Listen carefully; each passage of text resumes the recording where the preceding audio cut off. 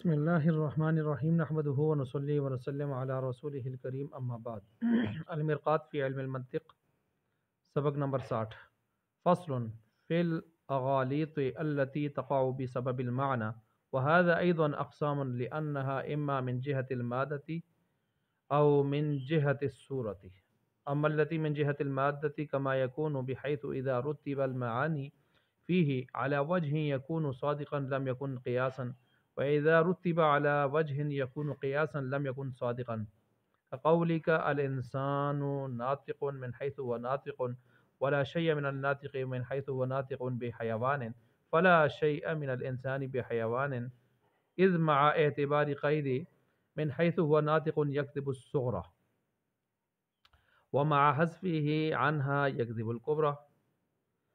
اچھا جی، یہ یہاں سے مصنف رحمۃ اللہ علیہ بیان فرما رہے ہیں اس بات کو کہ پیچھے یہ بات بیان ہوئی تھی کہ کسی چیز شے اور اس کے مشابہ کے درمیان عدم امتیاز فرق نہ کرنے کے جو اسباب ہوتے ہیں وہ بیان ہوئے تھے، اور ان میں سے ایک یہ تھا کہ بعض کا تعلق جو ہے وہ اسباب اختلاف کا الفاظ کے ساتھ ہوتا ہے، بعض کا معنی کے ساتھ. تو الفاظ کے ساتھ جو تعلق تھا وہ تو پیچھے بیان ہو چکا، یہاں سے معانی والے کو بیان فرما رہے ہیں، دوسری قسم جو معانی کے ساتھ تعلق رکھتی ہے. تو فرماتے ہیں کہ اغالیط، فصل فی الاغالیط، اغالیط یہ اغلوطہ کی جمع ہے، جیسے عجیب جمع ہے اعجوبہ کی. تو یعنی اس کا مطلب وہ چیز کس کے ذریعے سے مغالطہ دیا جائے، مغالطہ. پہلی قسم کی طرح اس میں بھی چند قسمیں ہیں، جو الفاظ والی تھیں اس میں چند قسمیں تھیں، تقسیمات تھیں، اس میں بھی چند قسمیں ہیں. اب یہاں پر ان کو بیان کیا جا رہا ہے. وہ دو قسمیں ہیں. وہ اغالیط یا تو اس مادہ کی وجہ سے ہوں گی جس سے قیاس مرکب ہوتا ہے، یعنی قیاس کے مادہ اور میٹیریل کی وجہ سے وہ اغالیط ان کے ساتھ تعلق رکھ رہی ہوں گی، یا تو صورت قیاس کے ساتھ، یعنی وہ صورت جو قیاس کی حیت اور شکل سے حاصل ہوتی ہے اس سے وہ تعلق رکھ رہی ہوں گی. دو قسمیں ہوں گئی. اب ان دو قسموں میں سے پہلی قسم کی طرف آئیں کہ جو مادہ قیاس سے متعلق ہوں، جو ان کی پھر صورتیں بنے گی. اب ان کی صورتیں بنے گی، مثلا ان کی صورتوں میں سے ایک صورت یہ ہے کہ معانی کو اس طرح ترتیب دیا جائے، معانی کو اس طرح ترتیب دیا جائے. نمبر ایک، معانی کو اس طرح ترتیب دیا جائے کہ قضیے صادق ہوں مگر قیاس نہیں بنتا. اچھا، اب نمبر دو اس کو الٹ کر دیں کہ قضیے کو اس طرح، یعنی ان کو معانی کو اس طرح ترتیب دیا جائے کہ قیاس تو بن جائے لیکن قضیے صادق نہیں رہتے. ٹھیک ہے، تو یہ دو صورتیں اس کے اندر بن جائیں گی. جیسے مثلا الانسان ناطق من حیث هو ناطق، مصنف رحمۃ اللہ علیہ مثال دے رہے ہیں الانسان ناطق من حیث هو ناطق، یہ صغرا ہے.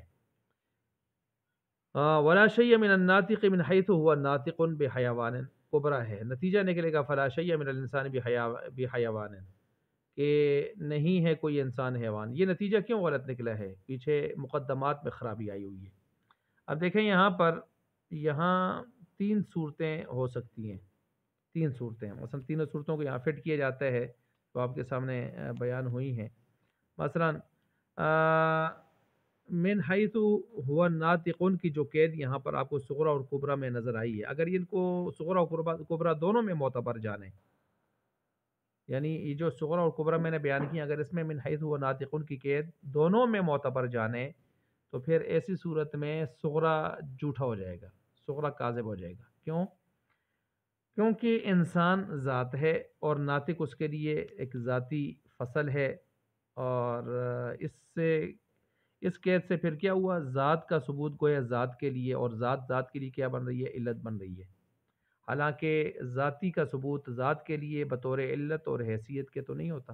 ذات تو خود ایک مستقل چیز ہوتی ہے، اس کو دوسری ذات کے ساتھ کیسے جو ہے آپ ٹانگ دیتے ہیں، اس کے لیے علت بنا دیتے ہیں اور اس کو معلول بنا دیتے ہیں.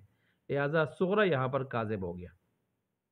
اب دوسری صورت یہ بنے گی کہ اگر دونوں مقدموں سے، یعنی صغرا و کبرا دونوں سے، ٹھیک ہے،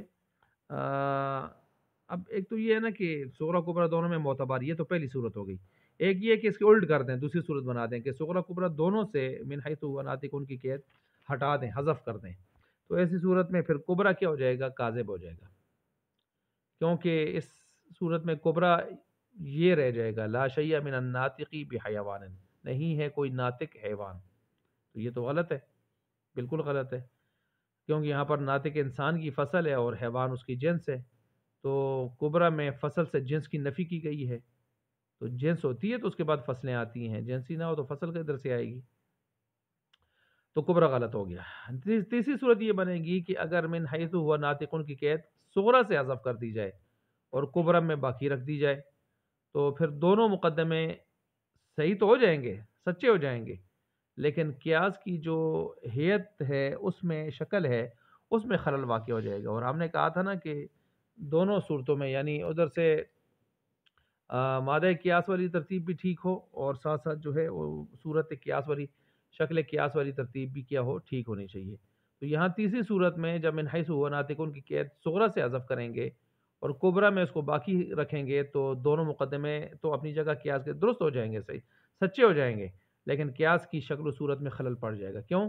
اشتراک باقی نہیں رہے گا، یعنی صغرا اور کبرا میں حد اوسط مقرر نہ ہو، اس لیے صغرا میں جو ناطق ہے، صغرا میں جو ناطق ہے وہ مطلق ہے، اور کبرا میں جو ناطق ہے وہ من حیث ہوا ناطقن کی قید کے ساتھ مقید ہے، اور ظاہر بات ہے مطلق اور مقید ایک نہیں ہوتے، ان میں پھر حد اوسط کا تکرار نہیں ہوتا، اور حد اوسط کا تکرار نہ ہو تو پھر قیاس شکلاً صورتاً صحیح نہیں بنتا، تو مقدمے اپنی جگہ سچے ہو جائیں گے لیکن قیاس اپنی اصولی شکل سے ہٹ جائے گا، تو تینوں صورتیں اس میں یہ ترتیب سب سامنے آئیں گی۔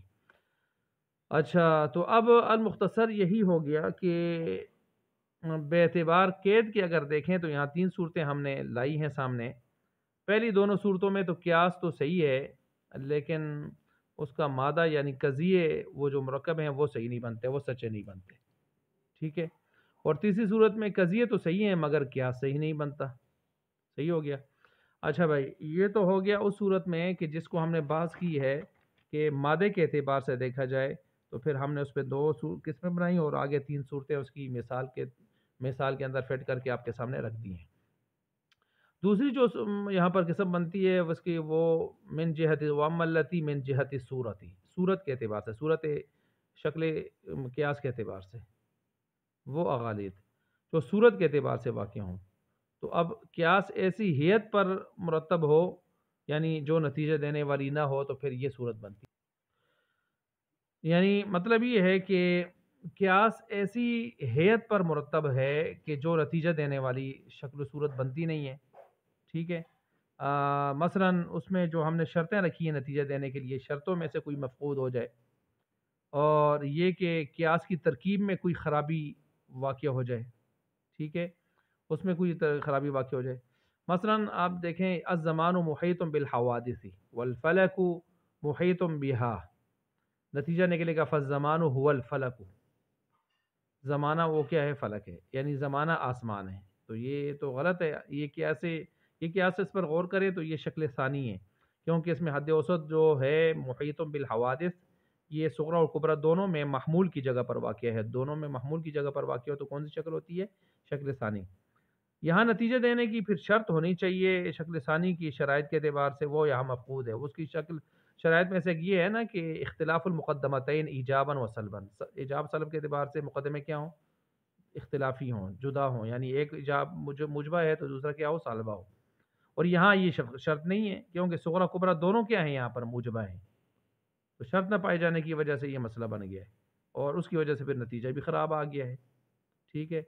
تو بہرحال یہ ہم نے جو معانی کے اعتبار سے مسئلہ تھا اس کی ہم نے دو قسمیں یہاں پر پڑھ لی ہیں، مادہ قیاس کے اعتبار سے کوئی مسئلہ واقع ہو یا شکل قیاس کے اعتبار سے کوئی مسئلہ واقع ہو، یہ ہم نے دو طرح کی چیزیں یہاں پر پڑھ لی ہیں۔